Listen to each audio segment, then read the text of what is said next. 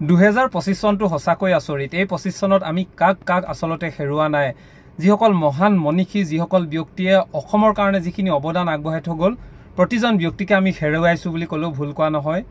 ৰাজীৱ হদিয়া গুচি গ'ল, প্ৰাণৰ শিল্পী। এতিয়া প্ৰাণৰ শিল্পী হাৰ্থৱ জুবিন গাৰ্গ, যাৰ বাবে সমগ্ৰ দেশতেই এতিয়া আৱেগিক পৰিৱেশৰ সৃষ্টি হৈছে। আৰু আজি দীপক শৰ্মা গুচি গৈছে।